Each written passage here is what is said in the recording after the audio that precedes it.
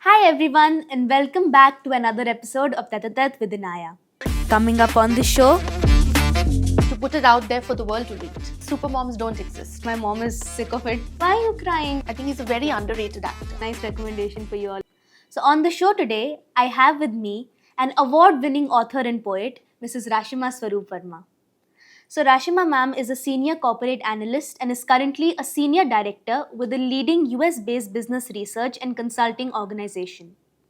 She is a prolific writer, columnist, poet, as well as an award winning speaker.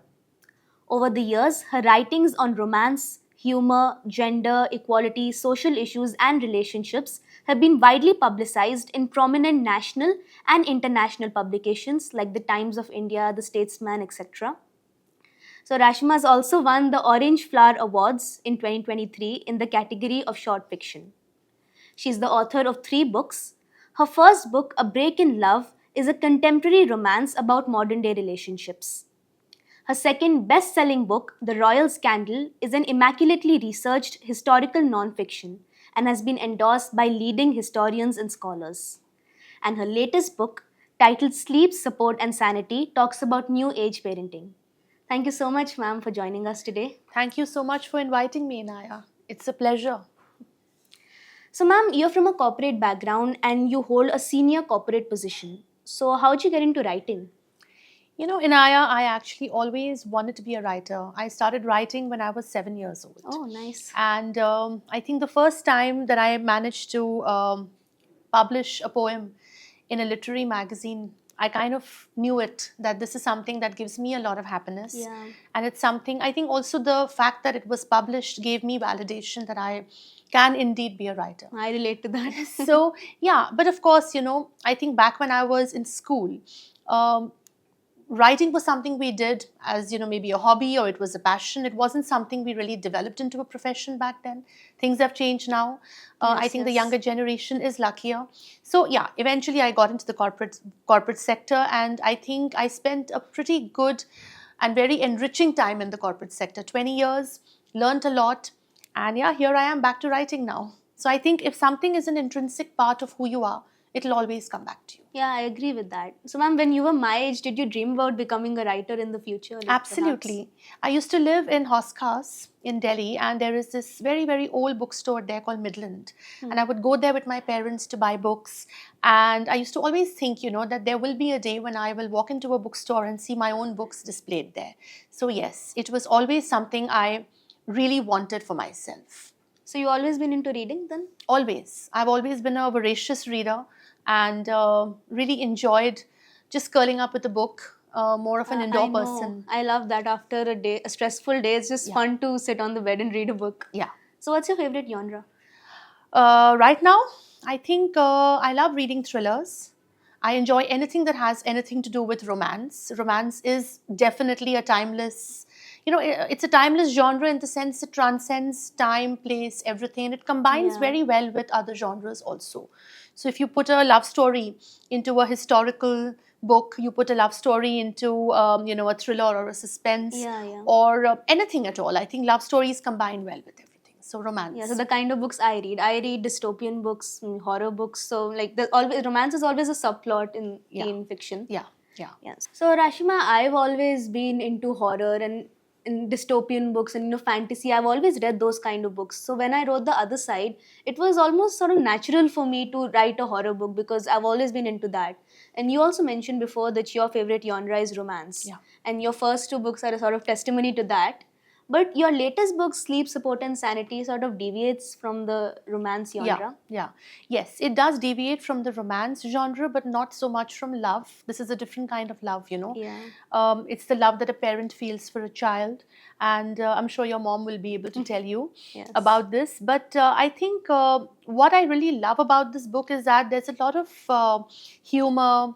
It's a very relatable book. It's a book I think that every parent out there can connect with. So I have tried to make it as relatable as possible, pulled out anecdotes from my own parenting experience, from the 13 years of parenting my son. And truly, I feel it was a very enriching and rewarding experience for me to write this. Since it was such a personal book, was it different from writing your first two books? Absolutely, yeah, it is. It's almost therapeutic, I think, when you pull Yeah. out incidents, experiences from your own life. And the topic You is know, so close to your heart. and it's so close to your heart, and it's not easy to put it all down on paper and then to put it out there for the world to read. Yeah. But I think it's a wonderful feeling in its own way. So, ma'am, you have a high-flying job. You've written award-winning books, and you're also the mom to a teenage son. You manage your family. So, how do you manage to do all that?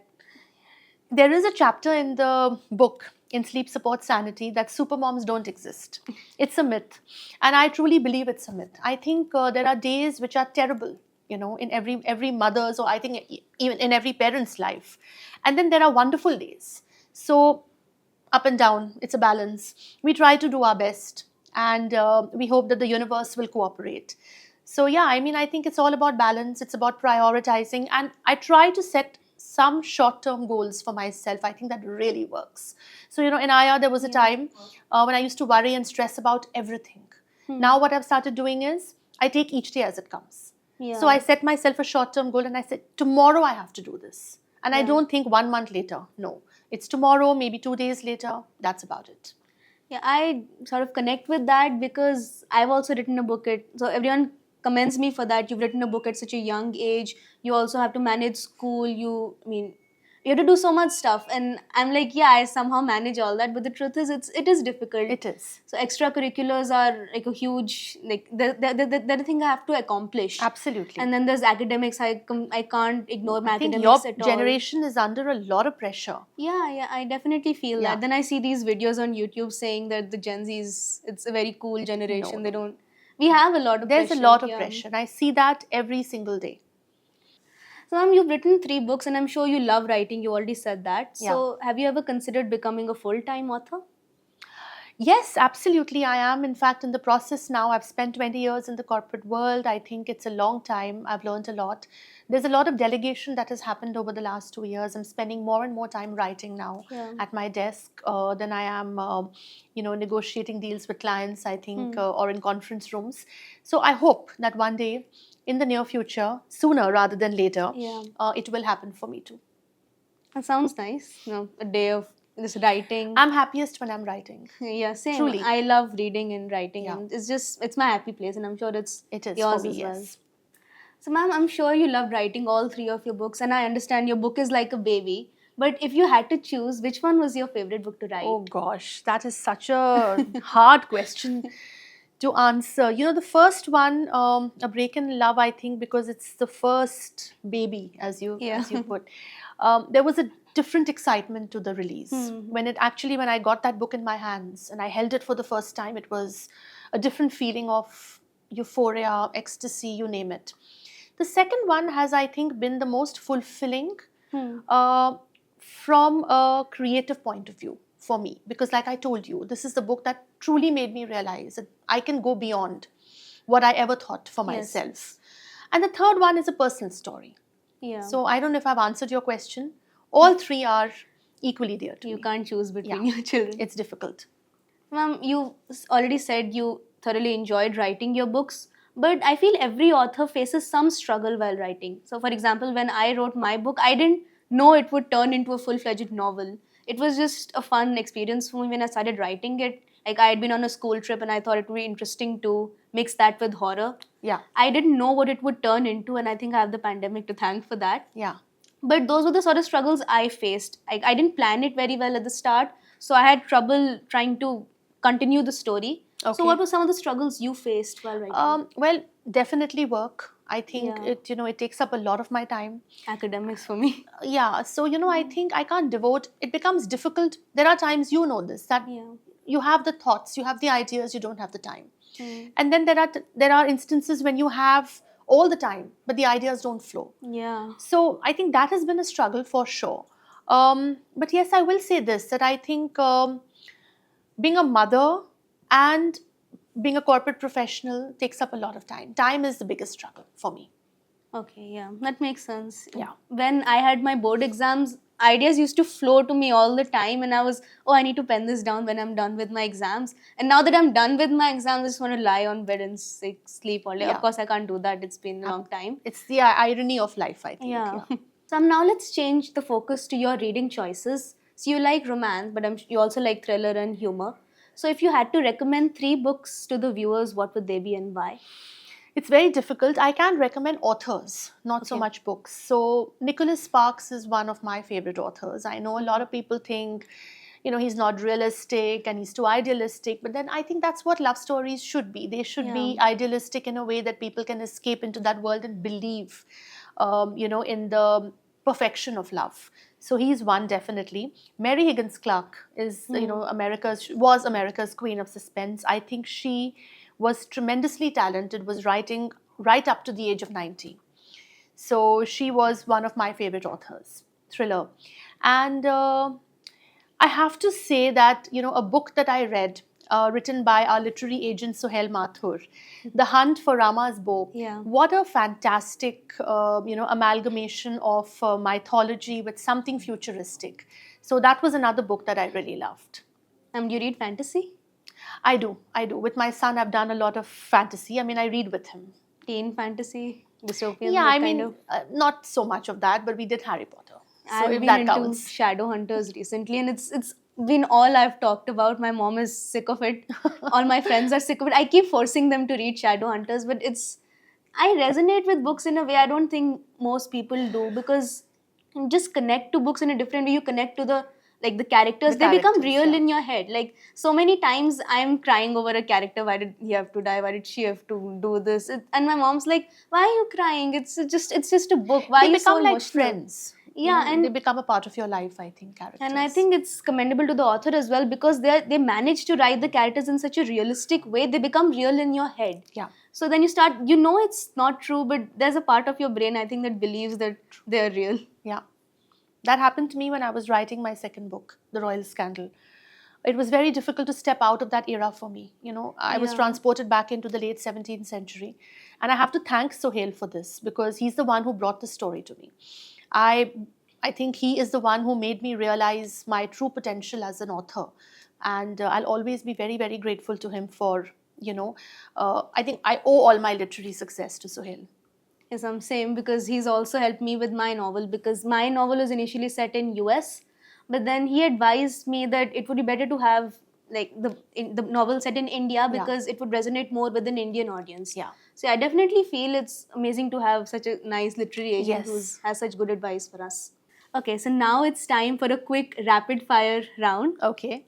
So, ma'am, you already answered what's your favorite book, but if you had to choose one specific, One book? yes. So my favorite book, okay, would be Love Story by Eric Siegel. Okay.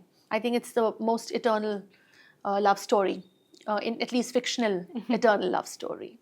Okay, your favorite series? Movie series? The one I'm watching right now, because you're always obsessed with what you're doing right now. Yeah. So there is a series called Woman of the Dead. Okay. It's streaming on Netflix right now, and this is based in Austria.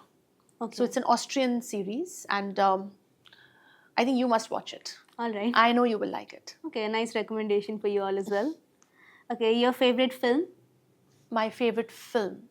Difficult to pick one, but maybe Titanic.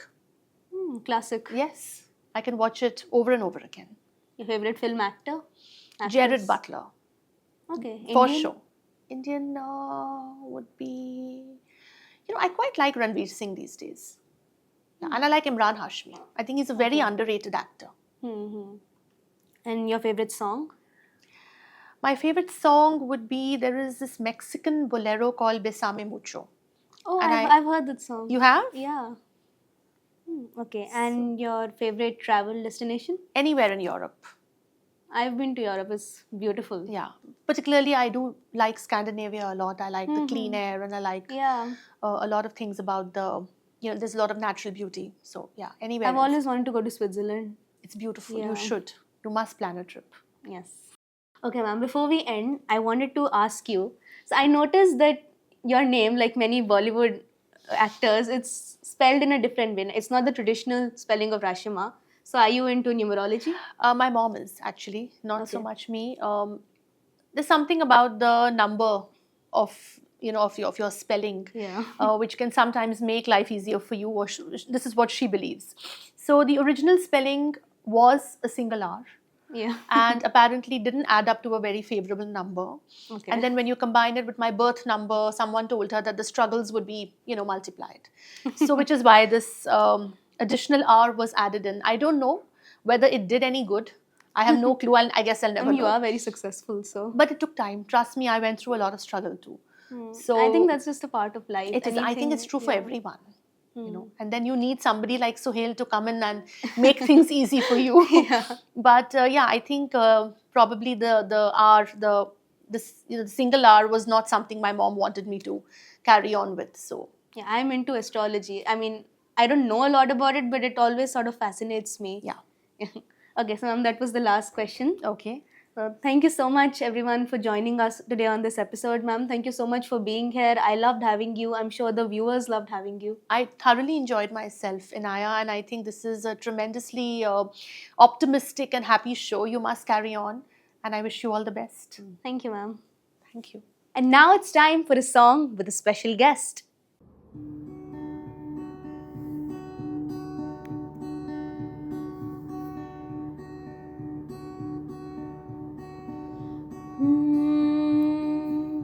गुंजा कोई मेरे नाम कर दिया, गुंजा कोई मेरे नाम कर दिया, साकी ने फिर से मेरा जाम भर दिया, साकी ने फिर से मेरा जाम भर दिया, गुंजा कोई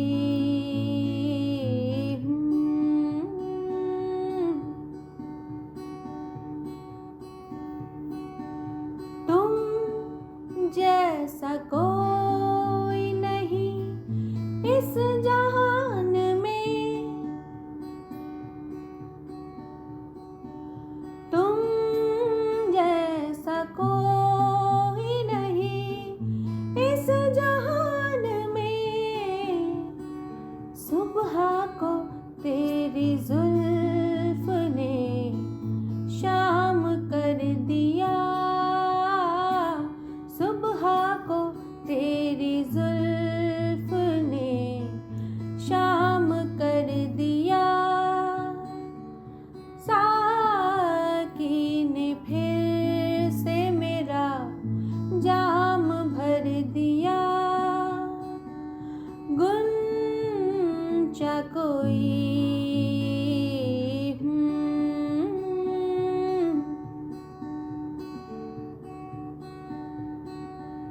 होश बेखबर से हुए उनके बगैर, होश बेखबर से हुए उनके बगैर, वो जो हमसे कह न सके दिल ने कह दिया, वो जो हमसे कह न सके दिल ने कह दिया, साकी ने फिर से मेरा जाम भर दिया, गुंजा कोई मेरे नाम कर दिया, साकी ने फिर से मेरा जाम भर दिया,